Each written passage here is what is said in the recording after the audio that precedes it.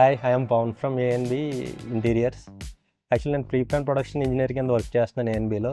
Once designs complete అయిపోయిన తర్వాత ఆ ప్రాజెక్ట్ మెటీరియల్ ఎలా కావాలని చెప్పి మాకు ఒక సాఫ్ట్వేర్ ఉండేది నాడి ఆన్బోర్డ్ చేసుకోకముందు.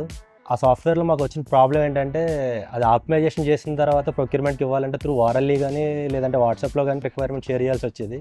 బట్ ఒకసారి నాడీని ఆన్బోర్డ్ చేసుకున్న తర్వాత అది డైరెక్ట్గా మా ప్రొడక్షన్ టూల్ నుంచే కట్ లిస్ట్ ఫెచ్ చేస్తుంది. వన్స్ ఆప్టిమైజేషన్ అని క్లిక్ చేసిన వెంటనే ఆ ప్రాజెక్ట్కి మెటీరియల్ ఎంత కావాలి, number of boards, number of laminates and H band ఎంత పడుతుంది ఆ ప్రాజెక్ట్కి బై డిఫాల్ట్గా నాడీలోనే వచ్చేస్తుంది.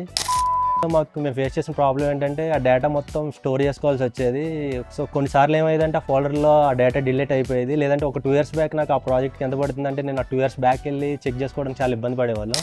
బట్ నాడీ ఆన్బోర్డ్ అయిన తర్వాత ఆ ప్రాజెక్ట్ కూడా ఏదైతే ఉందో అది ఒక్కసారి మనం నాడీలో కనుక టైప్ చేసినట్టయితే మనకు ఆ ప్రాజెక్ట్కి ఎంత రిక్వైర్మెంట్ పడింది అండ్ ఏ బ్రాండ్ వాడాం, ఆ ప్రాజెక్ట్కి సంబంధించింది అనే డీటెయిల్స్ అనేవి ఈజీగా యాక్సెస్ చేయగలుగుతాను.